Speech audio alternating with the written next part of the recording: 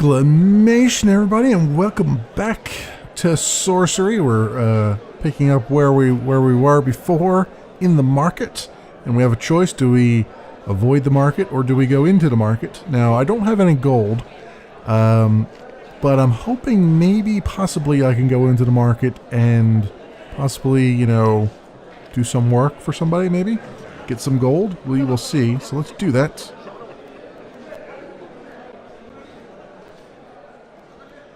The market is a maze of alleys. Every inch of space is being used for trade, with shops, stalls, and piles of goods set out on crates and barrels. Hawkers bellow about their wares, each trying to shout down the next. People and all manner of strange creatures mill about, quite lost, but very few seem to be actually buying anything. Well, that's good, because I don't have any gold to buy anything.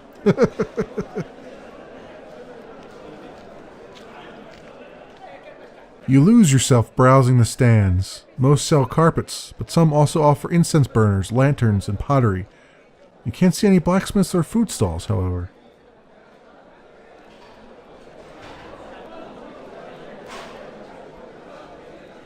You move on through the market, elbowing your way between shoppers and hawkers to stand below the enormous glass dome.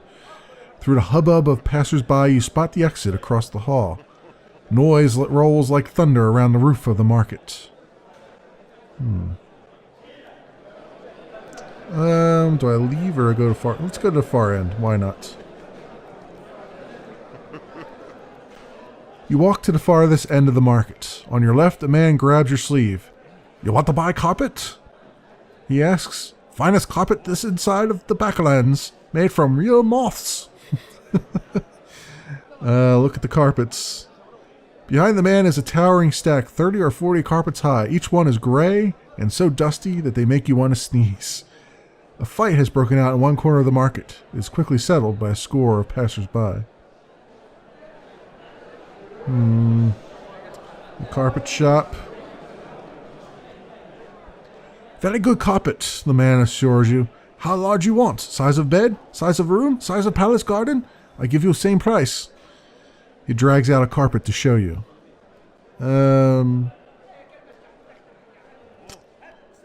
Show me your very best carpet. Certainly, he nods enthusiastically. How about this? He hauls the first carpet to the door, then heaves out another. The rugs aren't light, and he huffs and puffs as he moves them around. Look at the carpet. The carpet he is demonstrating to you seems to be made from about 100,000 moth wings stitched carefully together. The color is dim gray. Here is one made of finest bull's-mouth. He hefts the second carpet up on top of the first and pulls out a third. Something rolls out from under this last carpet and onto the floor. Look at the thing. You are distracted by the movement, but he misreads it for a shake of your head. Whatever it was rolls under the edge of one of the other carpets. Perhaps something more expensive for your home? He stacks the third carpet on the fourth by the door and pulls out a fifth. I think we went a little bit too overboard with this guy because I have no money to buy a carpet, so I'm like, let's have him pull out as many carpets as possible, and then we'll walk away and say, no, sorry. I'm gonna be a complete asshole to this guy. The patterns are wonderful. The patterns are wonderful, you say. The man pauses a moment in surprise. Clearly, it is rare for a customer to say anything complimentary. Indeed, he answers. Employ only most talented children with the smallest fingers. No shape they cannot weave. That's great, huh? No shape at all? You ask, entertained by the man's hyperbole. The man nods. None bar the mighty circle itself. Zilzef be praised. Zilzef be praised. Who is Zilzef?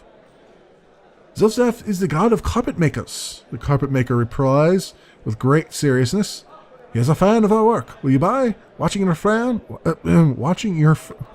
your frown, he goes for another rug. Something a bit narrower, and yes, more green. He switches the carpets over. This one has zigzag. Finest carpet design always have zigzag. Look under the other carpets. You stoop down and feel under the edge of the stack of carpets and find a pair of nose plugs. The carpet shop is so dusty that you can see why the salesman would need several pairs. Perhaps something with a thicker pile. The stack of carpets by the doorway is growing quite tall now. Oh, God. I don't want a carpet. He smiles at you, a smile as broad as the horizon. This next carpet made by slaves of shield maidens of Lumley, he declares. Extremely rare. But when it appears, it looks much the same as the others. I really don't want a carpet. He shakes his head as if he does not understand. As he pulls out another carpet, you begin to realize he has completely blocked the door of the shop. At that moment, he whistles. Oh boy. Great. Race for the door. You race for the door, heaving aside carpets to make an exit. But a moment later, everything goes black. You have been jumped from behind and rolled up in a rug. Wait. A moment later, the world overbalances. You have been hoisted up onto your captor's shoulders and are being carried out of the shop. Wait. You are bounced along. You can see a tiny circle of light through the end of the roll, and soon catch a smell of rotting fish. Then you are dropped to the floor. A moment later, you begin to spin. One end of the carpet has been tugged. You roll forwards. You are free, and then you are falling. Wow. We traveled a whole long distance here. Your eyes open. Your head is thundering and feels ready to split. You sit up and lift your head to rub the back of your head. Okay. Oh, lift your hand to rub the back of your head. There's a lump there, the size of an egg. You are hit by something. The ground below you is rocking softly. Perhaps you feel nauseous and sick. You hear a loud grumbling which doesn't appear to be coming from your own mouth. You get to your feet and immediately topple over again as the floor shifts out from underneath you.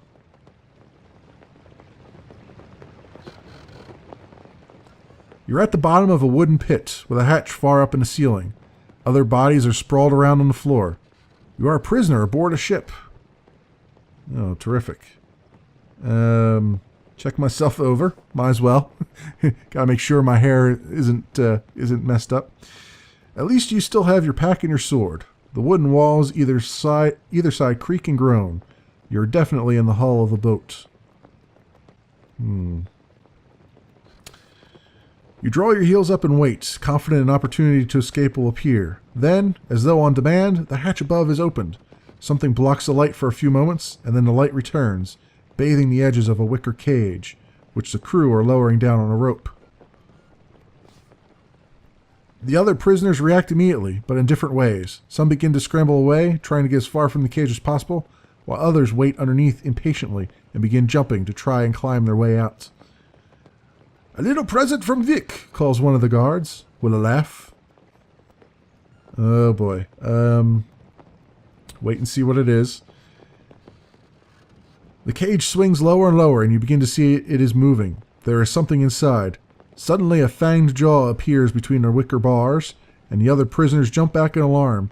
The thing inside the cage snarls and roars. A wolf of some kind? The rope goes slack as the cage hits the deck, and as it does so, the cage falls open. Well, time to draw my sword. You draw your sword quickly. Thank the whale they left you armed. They must not have bothered to search their prisoners very thoroughly. You push forward to the front of the group as the wolf emerges. Then things start to become clearer. This is not an ordinary wolf at all. This is a werewolf, wearing heavy, tight-fitting armor. But there is no full moon.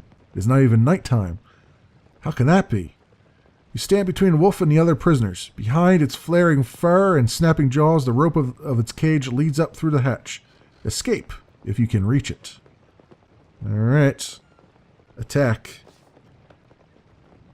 You draw your sword and rush at the monster, but it does not engage you. Instead, it darts to one side and rushes down to the other end of the boat. It seems it would rather not risk a fight if it can avoid it. The werewolf is lashing out, snapping at the prisoners nearest to it. It catches one on the arm, another on the leg. The creatures it bites drop to the floor, howling and writhing as though in terrible agony. Well, close on the werewolf. You fight your way forward through the scrambling prisoners towards the werewolf at the far end of the boat, determined to finish the monster off. The werewolf snaps at you and roars. Attack. With the werewolf cornered against the edge of the hold, it cannot escape your blade. Now is the moment to engage, but you must be careful. If the werewolf is in the mode to change its victims, then if you suffer a single bite, you too will be turned. Okay, that was a difficult one to say. All right, let's defend. The werewolf turns twice in front of you, armor flashing, teeth dripping poison. You raise your sword to defend yourself, expecting the monster to spring, but it circles around you cautiously. It crouches down into its armor and snarls. Okay, not quite yet. You stay low and ready. The werewolf circles around you, snapping at the air. It howls and whimpers. Alright, let's just do this. You put all your power into a sweep of the blade, hoping to finish the desperate creature in a stroke. The blow hits the werewolf's armor and slides away. The prisoners sigh and moan. The werewolf stops to bare its teeth, dripping with drool and blood. I did no damage to it. Wow, this is going to be interesting. Alright, we'll do a little cut then. Ooh, that was not good. Then the beast is charging, spittle flying from its open jaws. Setting your stance, you stab forward, hoping to pierce the werewolf's very skull. But it is charging forward, and you are knocked flying. You feel a burning in your veins. It drops to a crouch against the boards. Wow, even when I defend, it's doing damage. Whew. Werewolf lashes out with its claws. Even a slightest scratch causes your veins to fill with fire. You stumble suddenly. "Don't give up now," calls one of the prisoners from the far end of the hold. "You're our only hope." It crouches behind a pile of racked and twisted bodies. Alright, well, I guess we're going to have to go for it. That's all we can do. Damn, man. It crouches, okay. Wow. This werewolf was not to be bested, huh? The werewolf slashes at you, trying to rip off your hide. You cannot escape unharmed. And yeah, we basically die. Let's try again. Let's just do a little jab or a little side swipe. Alright, so snarling, it's not going to do anything. We'll do another little side swipe.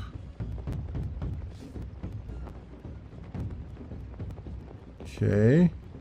Now it's really trying to get me to do more than that. Howls and whimpers, huh?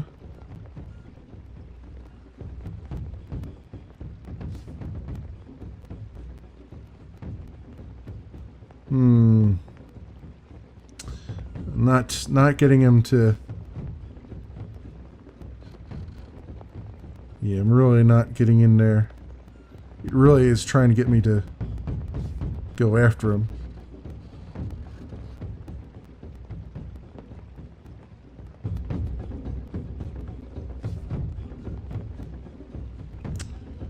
It's not quite working yet. I can't get it to...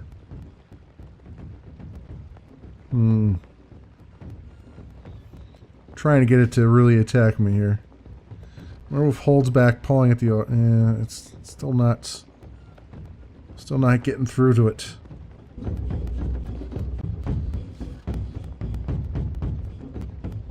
Now it's going to attack me. Alright, now we can do some damage. Alright, let's do this. Yes! That's what I was looking for. Alright, werewolf charges forward. Charges towards you with its jaws open, trying to knock you back with its weight. You put all your might into a swing of your sword. The blow connects despite the creature's armor. It limps back, bleeding heavily. Alright, we're going to have to defend here. For a second. Alright, lashes out with its claws. Now let's see if I can get him to... Nope, he's back to defense again. Damn. Alright. It drops to a crouch against the boards. Yeah, now it's going to hit me again. Alright, now it's not going to go after me. So I sort of have the pattern down here. I'll defend again. Try to get all my strength back. Alright, so we'll go and do what I did before and try to get to 6 here. Right. And now it should probably come after me again, so I'm going to go, even though it doesn't say so in the text there. So let's go for it. Yes. Nice. Whew. That was an interesting one. You put all of your might into the swing of your blade. The strike sinks deep. The werewolf lifts its weak head to glower at you with sad and angry eyes. You show no mercy and skewer it with your blade. 8 stamina lost. Shameful. Yeah, well, at least I'm alive. With the werewolf dead, you race for the rope to climb out, and the other prisoners do the same. Soon the human cargo of the hull are spilling onto the deck. There may be 20 swarthy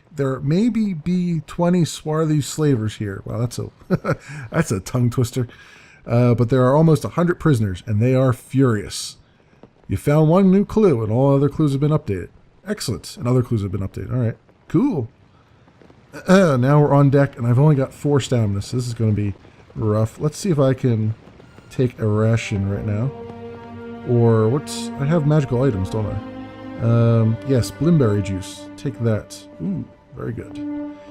Very good. I knew that would help out. Alright, we're on deck. The escaped prisoners overwhelm their would-be captors like rats. Luckless pirates are tossed into the hold, and even less fortunate ones are sent over the rail and into the filthy water of the river Jabji. The fight is desperate. The foe is a hardy, well-armed bunch, but this is a fight that could be won. Alright, well, let's join the fight. You swing boldly into the fight, picking out of the leaders of the slavers and striding the deck towards them. Okay. I could cast a spell here. That'd be a good thing, although I don't remember what was it, dumb or something like that? I don't know if that works. Maybe it works. Let's try it. Cast a spell. Let's see what happens here. Assuming I can even cast it. Doesn't look like I can, actually.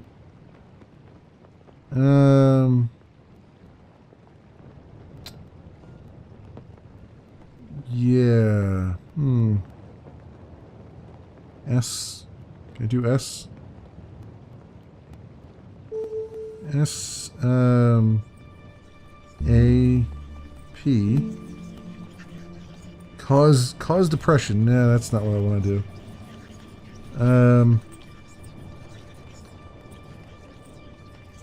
Let's just draw my sword and let's do this. Alright, defend. Wow. The slaver cries, "Follow Vic!" as he hurtles towards you through the melee. You gather your wits and drop into a defensive crouch. All around, prisoners are screaming with anger, tearing other crewmen apart with their bare hands. All around you, the other prisoners are showing no fear, grabbing what weapons they can. Alright, well, he used up a whole lot of stamina in that attack, so I'm going to charge the hell out of him. Nice. He looks over his shoulder, and you seize the moment to strike, swinging with expert precision and all of your strength. His own half-hearted blow is knocked away. He is bleeding hard across the deck. The slaver steps back. Flames are licking from a cabin at the back of the ship. Alright, we're going to go all out on this guy. There we go. You keep up the pressure. You climb the rail, then leap down, swinging across the heads of battling prisoners and lashing out with your sword as you land. He thinks better of his own attack and defends instead. The slaver can barely find his balance on the tilting deck. You must have injured his sea legs. You drop into a defensive stance as the slaver swings with great force. You parry in a flash of sparks. The boards are on fire. Men run screaming into the water. He shifts away quickly. Alright, let's see if we can take him on again. You spy an opening through the fighting crowd. You thrust, making swift progress across the dirt towards him. He tries to cut you, but you have all the momentum of the fight. The slaver curses at the blow. You drop back as the slaver tries to run you through. You turn his blow aside. The boards are on fire. Men run screaming into the water. Let's finish this guy off. You seize the moment to strike and rear back, bringing your sword down on his head. Your strike is more than the slaver can take. He staggers backwards and then suddenly he is gone. over the rail of the ship and into the dark water of the Jabji. 3 stamina lost. Decent dueling. Okay, well, thank you, game. Thank you for that. The other prisoners have finished off the rest of the crew, and a ragged bunch are celebrating victory by breaking out barrels of grog.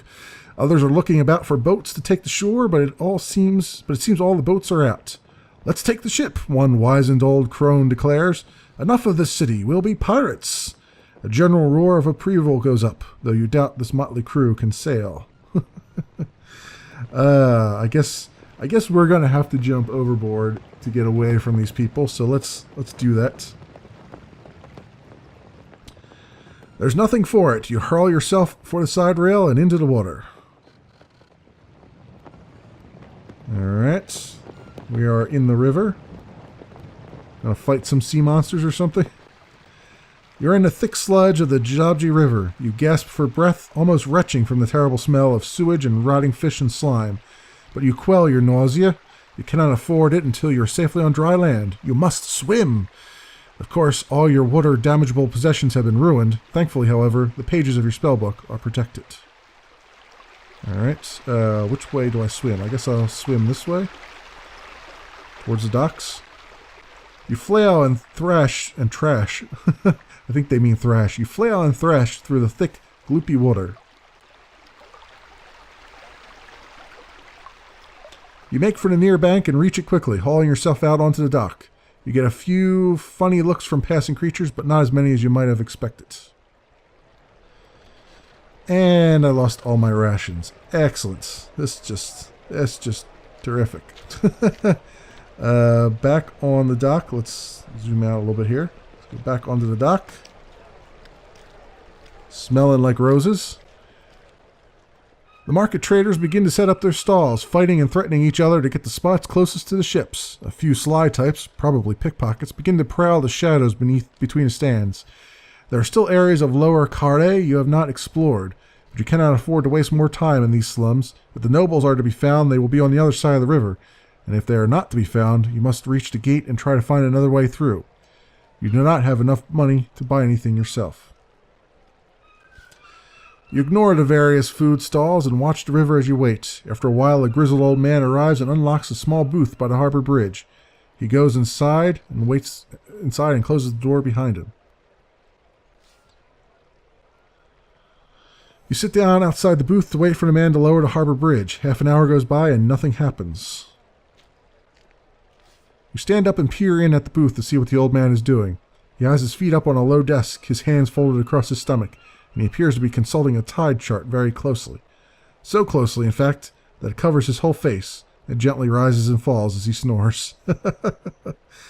Tired of waiting, you go over to the booth and knock firmly on the door. The old man lowers down the window and leans out of the booth. "What you want?" Good morning." "Ha," the man replies. Are you going to lower the bridge?" The man pulls a face, curling down the corners of his mouth. "It's not yet time."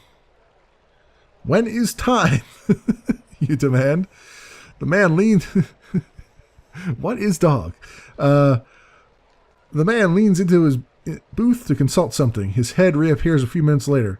"Tide's gotta god darn," he says. "Tide's gotta god darn." Even repeating that doesn't make any sense to me. But whatever. Wait. You wait another half an hour, enjoying the morning sunlight playing on the river. It feels like the first rest you've had since you left the outpost settlement. It's hard to imagine that. Had it not been for Archmage and the Birdman, you would never have made this journey. Never explored the world outside of the Shamantanti wall. You look around the dock by the base of the bridge. You notice a winch-like contraption. Perhaps it lowers the bridge. Try it. You go over and try to winch. It is extremely heavy, but with a little effort you manage to get it to turn, and sure enough, the bridge begins to move slowly down. The old man more or less explodes from his booth and charges over to you. "Ticket, do you know what you're doing?" he demands, apoplectic with rage. "You crazy?" What's the problem?" you ask. "The tide," he retorts. "The tide is on the chart. Gotta follow the chart." He waves a document at you. "Vic'll have my skin." Who is Vic? You don't know? The man replies, with clear surprise. Vic's going to be the ruler of this city soon enough, mark my words. Vic for first noble, they say. And he taps the side of his long nose meaningfully. Then he sighs. Oh, well, I guess it's not far off time, though I don't like doing things early, not even by a whisker. The old man leaves his booth and goes over to the contraption on the waterfront. He begins to heave and wind an ancient winch. It seems to be quite hard work. He is trying to move the whole weight of the bridge single-handedly. Help him out. You get to your feet and go over to help the man out. Garth, he growls. You'll break it. Don't help. You let the man struggle, happy to let him be stubborn. Sweat beads on his forehead and he heaves and puffs as he works, but eventually the bridge clunks down into place. You salute the man cheerfully and get to your feet. You have found one new clue. Excellent. Well, we got something out of that, and hopefully we will cross the bridge without too much trouble in the next episode. Thanks so much for watching, everybody. I will see you next time.